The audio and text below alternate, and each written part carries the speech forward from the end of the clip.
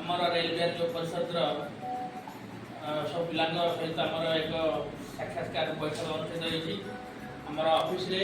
ଆଜି ଆମର ସବୁ ଭାଇମାନେ ଆମର ଅନୁବାବୁ ସମ୍ପାଦକ ସମସ୍ତେ ଅଛନ୍ତି। ଆଜି ଆମର ଏଇଥିପାଇଁ ଆମେ ଏକତ୍ରିତ ହେଇଛୁ, ଏହାର କାରଣ ହେଲା ଆମର ଜଣେ ନୂଆ ସଦସ୍ୟ ହେଲେ ବି ସମସ୍ତଙ୍କ ପ୍ରିୟ ଭାଷା ସେଇ ତାଙ୍କ କଥାବାର୍ତ୍ତା ବ୍ୟବହାର ସମସ୍ତଙ୍କୁ ଆକର୍ଷିତ କରିଛି।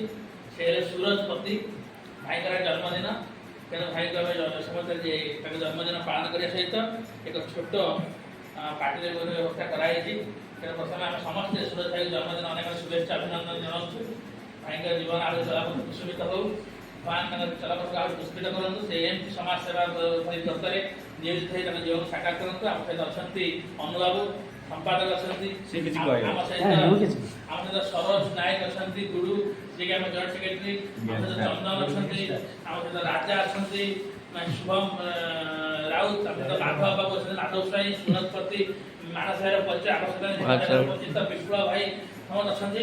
ତେଣୁ ଆମେ ସମସ୍ତେ ଆମର ରାକେଶ ମାଲିକ ଯେ କ୍ୟାମେରା ଅପରେଟିଂ କରୁଛନ୍ତି, ରାକେଶ ମାଲିକ ଗୁରୁ ଭାବରେ ଭାବରେ ପରିଚିତ।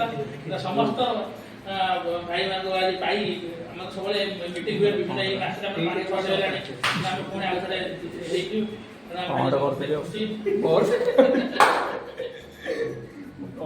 ତେଣୁ ବର୍ତ୍ତମାନ ଆମେ ପ୍ରଥମେ କେକ୍ କାଟିବା ଭାଇଙ୍କୁ ଶୁଭେଚ୍ଛା ଜଣାଇବା। ତାପରେ ଆମର ଯାହା କାର୍ଯ୍ୟକ୍ରମ ଆମର ରେଲୱେ ଯୋଉ ପରିଷଦର ସଦସ୍ୟ ସୁରଜ ପତି ଭାଇଙ୍କର ଜନ୍ମଦିନ। ସେ ବର୍ତ୍ତମାନ 29 ବର୍ଷରେ ପଦାର୍ପଣ କରିବାକୁ ଯାଉଛନ୍ତି। ତା ଜନ୍ମଦିନ ଶୁଭେଚ୍ଛା। ବର୍ତ୍ତମାନ ଆମେ ସମସ୍ତେ କେକ୍ କାଟି ଜନ୍ମଦିନ ଅଭିବାଦନ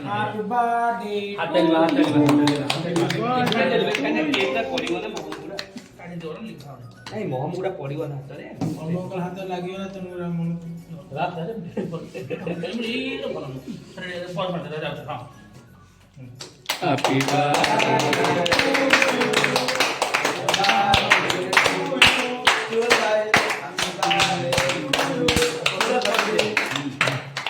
ସୁରଜ ପତି ଭାଇ ଆପଣ ରିଙ୍କୁ ଗୋଟେ କହିଲେ ରିଙ୍କୁ କହିଦବ, ବାକି ଯୋଉ ପରେ କାଟିକି ସମସ୍ତଙ୍କୁ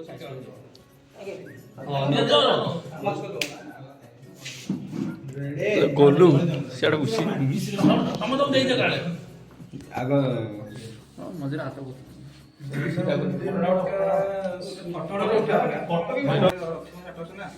ଫ୍ରେଶ ପାଣି ସମସ୍ତେ ଗୋଟେ